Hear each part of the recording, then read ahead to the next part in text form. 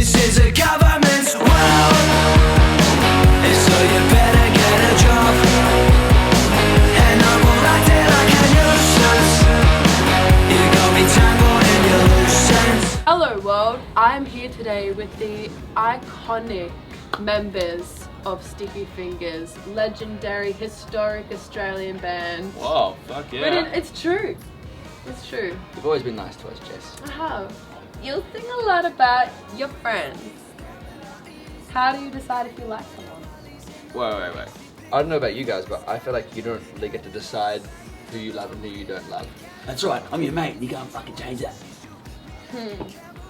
Yeah. You can't. You just love who you love, and that's that. And me and Seamus have been friends since we were 5 years old. And we're still... Did your parents know each other or was it still? Glebe. School. Forest Lodge Public School. Yeah. Great primary school. Peaked way too soon. Can you Sweet. remember meeting each other? I don't know about meeting each other, but hanging out.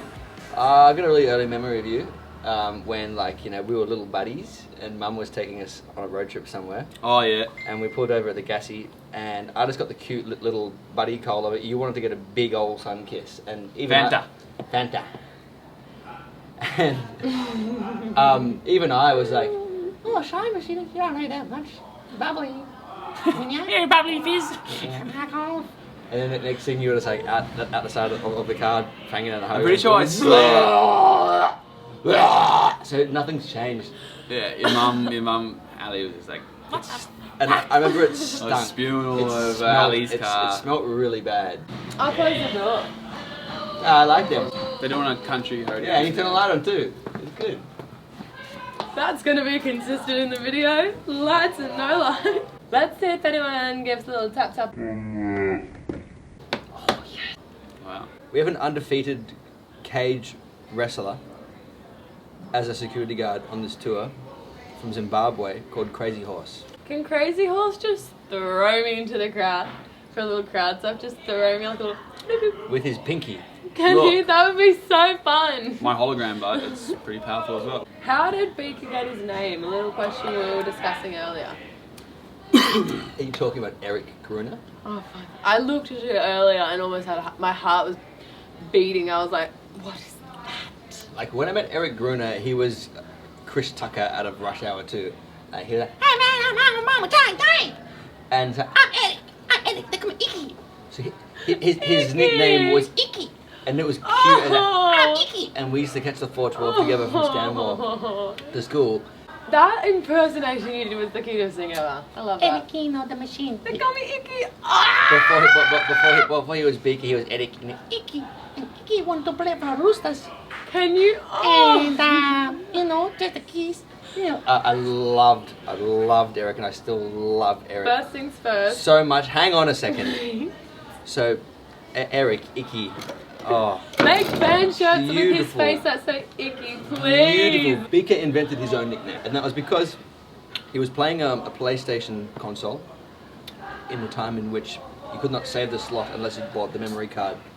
His older brother Owen, love you Owen, came home from the gym all jacked up, and he had the wank computer, he had the console, he had the works in his room, and he was in The older bro.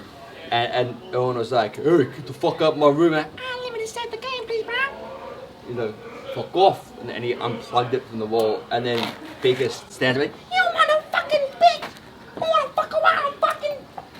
arcing up to his older brother, You motherfucking? and he tried to say bitch and Fucker. fucker. Eric tried to say bitch and fucker at the same time, You want to fucking beaker? and so That's the best actually part, really good. the best part You comes from motherfucking Beaker. the best part comes from the fact that the original drummer of the Beatles was called Pete Best, and he got fired, and so that's always been a bit of a private in joke. How did Freddie Crabber get his name on? Exactly how you imagine it. Daniel Newrath, like it was part of his transition into becoming a member of the band. Freddie Krabs, I don't know, so his email address when we were going back and forth about the music was Freddie Fish 111. Oh my goodness. That's actually what it is. at hotmail.com. Huge. Oh, that's so cute. And Freddie Fish sounded a bit too stinky and had a red keyboard and like his little claws. So Freddie Krabs, natural. Oh, that's so great. He also still has that Hotmail if you want to email Krabs. Freddie and Fish at tell him about your 111. emotions. Tell him about love. 3 years into the band, 3 years into me asking Krabs to join said band, him saying no. Because was he a good boy? He looked like he was. He's still a good boy. He is, but he looked back then. He's a bad boy. Like he had the little like shaved head, and he was like give a all damn. like playing the keyboard. Like I see him as like a little like good boy, and you guys were in that little rock band. He was kind of like. Eventually, I convinced him to join the Why didn't band. he want to? We were shit. We're still shit. No. It was because he didn't think. He's like, I don't want to just fucking play. Oh, he wants to play his jazz. He just thought it was gonna be just be like just doing like reggae chords forever. I was like, no, there's room for you to do your neo soul shit. Don't So worry. at first, he was a hired gun, like as he saw himself more of a session kind of guy, professional. And we paid him very pretty pennies. We paid him well and respected him, and then on a bender he was like, he like fell in love with the idea of being in the family, and then he decided he wanted to join the band. And then next thing, we're on the ferry. When you tour Europe, in the UK, you have to get your bus onto this ferry that is the English to French Channel crossing. And we sat Krabs down in his geeky glasses, and whatever I said going on, and said, if you want to be in the band, we have to change this. And he said, what do you mean? And we said, your style. And he said, this is my style. And then Jimmy, our tour manager, said, what style? And he said, like, what is this style? And he said, it's a hip hop style. Krabs is quite dope. He's a dope. He's one of the dopers. This is true. Look, I don't want to diss on Krabs, but all I can say is that I convinced Pretty deep already. I convinced him to grow his hair out long on that conversation on the ferry, and he kept saying no. And then I got him when I said, Krabs, you're a family man. Do you want to have kids one day? And he said, yes. And I said, don't you want to have that one photograph that you show your son or your daughter, or several, and show them that one time when you were cool? And he was like, alright, I'll do it. And then the first time he came into full fruition was on the Gold Snafu shoot, and he never looked back. Well, on the Snafu show, we cut his beard into the mo that is still there. It's amazing. It's such a strong look. Love you, Strong Krabs. is I the think correct. Do you know why that mo stuck with him? Because he loves cricket. So he looks in He the is a mirror and he sportsman. sort of sees You're himself right. quite sporty, like He's his a sportsman, idols. yeah. He's like, yeah. yeah. I still remember asking him ages ago what he felt like his biggest accomplishment in life was, and him saying hitting the 100 in cricket or something like that. And I Sounds didn't about right. know what it was. Sometimes for a I ask really him- long time. Sometimes I ask him, like, would you rather like be in the band or be like just a fucking cricket star? And he's like, oh, it's actually a pretty tough one. So, I'm taking over here. What do you want? Ollie Hughes, can I please meet you? We're around. stop. Just email freddyfish111@hotmail.com. He will organise any meetings you want to happen. You want to kiss me?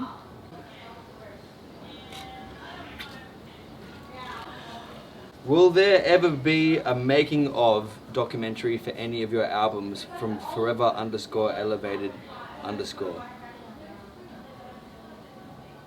One of my oldest and best friends, so when Seamus left Forest Lodge Primary School in year 2, I was really upset, and then in year 3, Nelson Groom came along, and he's still one of my best friends. He's coming on tour with us, and he's a journalist and an author and a legend. And he's writing a book about the tour, and he is also, because he's known all of us for so long, in and out, it's going to be a bit retrospective, and then we're also going to have some of those beautiful glossy pages with Sam Brumby's beautiful photographs. So that was a good question. Dom Clifford Jones asks, in terms of style and music, if Starfire was to disappear today, which band do you think you could see yourself playing in and enjoying That's past a really good question. and present. God damn. Look, I think the Clash are the best dressed band of all time forever. Paul Simona, I know you're the guy who nailed that, and I hope you hear this somehow because I'd love to meet you one day, bro. And Damon Albarn too. Just the Clash, Gorillaz, the Good, the Bad, the Queen. Elijah Mitchell, does Dante know how good the Sydney concert's gonna be? We love Dante, and if you don't know him, you're gonna know about it. Dante knows. At Dante knows. If you have any inquiries about Dante, just hit up freddyfish111@hotmail.com. He will answer all your questions regarding Dante. What does a millionite mean? Have any of you guys ever seen 1984? Sorry, not seen, like... I'm reading it, but read the it's book. really long. Have any of you guys ever read 1984? I read Goosebumps. I can't read books like that because it makes me angry because I'm thinking about it too much and then I get annoyed at people. Good, Have good you seen- excuse. I read like one page of that Eckhart Tolle book and he was talking about Jesus being a weed and some cracks and I was like, fuck, and I've been thinking about that for like 3 years. Go on, sorry. Don't ever apologize to me ever again. Especially if you're talking about Jesus. Are you writing music at the moment? We're recording an album in November during the tour. Studio album number 5 with the same man with the plan that is Dan the Man Hume, and the same team as forever as always will be. But yeah, this next album we're looking at a lot more at just sort of wanting to just sort of put a singular mic into the room and just sort of, there is freedom within, I'm excited for that. there is freedom without, try to catch a hairdo.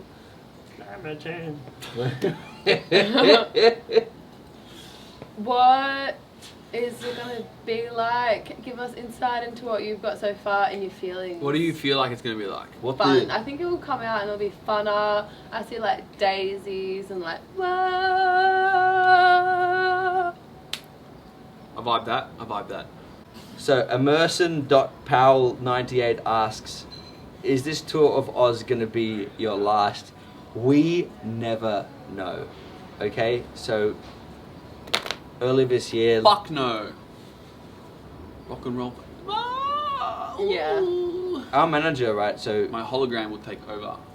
basically when we first got offered a To a management, theme, I think. I don't know. Like, you keep the theme in comedy. That's what you must do. You must revisit. You must bring back. It anchors it. It draws emotion. It anchors It's not a emotion. joke. I have a hologram. Your manager, who, what, when, where, give us the gospel. So, what they say. when we first got offered a management contract, I didn't understand a single word of it. And so I got suggested to go and get a lawyer to look at it, but I wanted to understand every single word of it myself. And so I went and studied music business management at Ultimo TAFE. And it turned out that the man who offered me the contract was my teacher. And I thought, if you're a TAFE teacher, you're not going to be a bad guy. So we ended up signing Wait, what was what conclusion did you draw I've with been that? finished. I want to know about that. For a Yeah, second. but you're just interrupting. Yeah. Go on. And you're interrupting my train of thought. Yeah. And So- we've been Benny for 3 days. You thought. I have not. You thought. We ended up signing the contract on acid in a phone booth in the pouring rain on his back. And there's a photograph of that somewhere. And you know what? Neil Hunt, not real cunt, realist cunt. He's not dead. Stop pouring my vodka out. Yeah. What's yours is mine. Why do you never play these girls? Because we play what we feel like, and that's why you love it, because we do what is within our hearts. And if you follow your heart, Seamus and I know that we are going to be okay, because if you follow what is in your hearts, everything's going to be just fine. My heart is empty. Pure. My heart's full. Give me some. Take a little succubus crone. Take my maiden vibrant energy. It's yours. No, not really. That was pretty. Mine's like, well protected. I just say, you're That's a kind of like. you're a legend, Jess, Thank you. and Hey, legends are dead. the Champions champions are are alive. Alive. Oh. Nice. Thank you. The champ is You here. too. I dreamt when I was about 15 years old and I first sort of discovered you guys, I Another dreamt that dream. we were friends when I was about 15. Sorry, And this I'm brings now back to my 21. fucking dream. The other day, I was sitting there in this fucking cloud, and then I wasn't, and then I didn't know what was going on, and there's fucking waves, and I think you were there, I think you were there. described Fuck, whoa. To the point, deep subconscious experience, and you're making fun of me. I'm not making fun of you, I'm trying to talk about my fucking dream. I have dreams as well. I fucking premonitioned, and you're welcome, because that's probably what gave me the confidence to be like, yeah. Okay, I've got an idea that can end all world wars and war in general. But if you want to know the answer, you have to have the cojones, in my own words, to approach me on the street and ask me what is the meaning of life. I have the answer, but I'll only tell you in person, one-on-one. What is it? This is one-on-one. Well, I'm here. Hey. Dom Clifford Jones asks, how did you deal with the frustration of the media slandering your name and you having very little power control over these projected opinions? You know what? I personally am very grateful for the experience because I've grown and learnt so much as an individual about how to act and how to react. Sorry. Apology accepted. Only One Knows 77 asks, do you have a fave Bob Dylan song? I love Most of the Time. Me too. That's the fucking one. Do do do do do do do, that bass line. Most of the time. Oh, I saw Bob Diz recently in London with Neil Young. Fuck, it was cool. And Jelly. They're still going, so we're not going nowhere. Jelly over here, I didn't see that one. Ooh. Seamus. I've been off the grid for a couple of days, man. When we used to work together at the Annandale, Seamus was the best at kicking everybody out of the outdoor smoking section because he has a very piercing voice.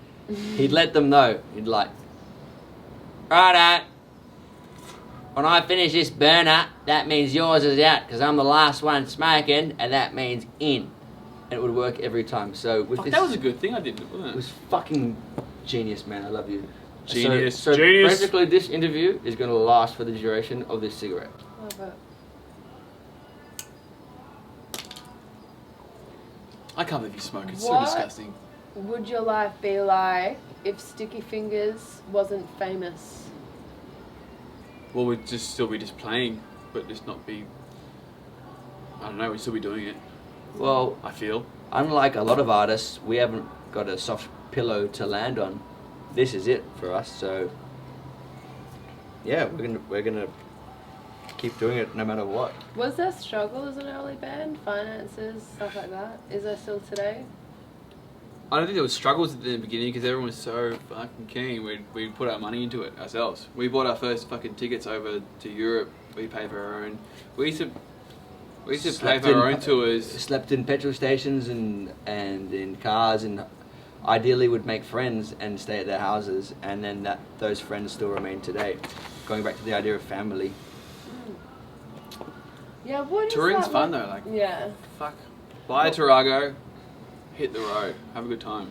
The cigarette is nearly out, but I just want to say to the people, all the people, you are beautiful and you are marvelous and you are fascinating beyond words, and all of you, ourselves included, have long underestimated ourselves. Let us continue, Beautiful.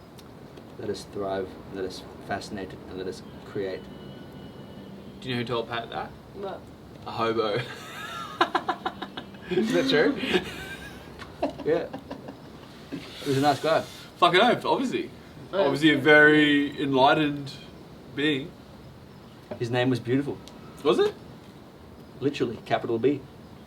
We I made remember one a up. few years ago, you guys had just played as Banter and were in the Gold Bar, and I was talking to you, and I was like sitting there, I was like going, and you're like, what's up? And I'm like, oh, my wisdom tooth. And you sat there and talked to me for so long about my fucking wisdom Did tooth. I? You were so interested. You were like, oh, Fuck, I'm the guy. you just were playing.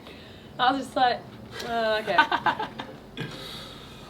If you got any problems with dentistry, hit up Freddy Fish, 111 at hotmail.com. He'll book you an appointment with this great dentist here. He's playing to a few thousand people again soon in Sydney. What date's that? November 8th. How big is it? I've never been to there. It's massive. It's a classic. How many Where? people is it? The kudos. The Kudos. I saw Iron Maiden there when I was 18. Cool. You guys are crazy. That's a funny story, It's gonna be actually. so fun. I saw Iron Maiden there when I was 18. Who did you see Iron Maiden I saw with, Iron Maiden Seamus? with a good friend of mine called Mitchell Bartlett. That. And it was on the night of the first Sticky Fingers show.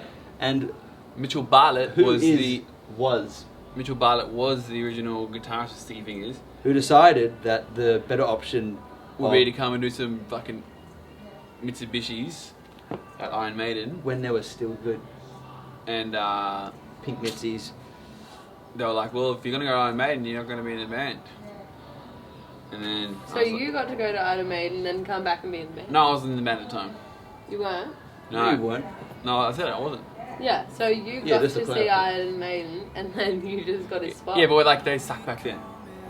I saw man, he got shit. And like a year later, I was like, fuck, these guys are good. And then I was like, The "Can I-" band? Yeah, these guys. So they started Me, without us. you. Yeah. Who was it? I never knew that. Yeah, but they were just like fast walking. When I joined, we started running.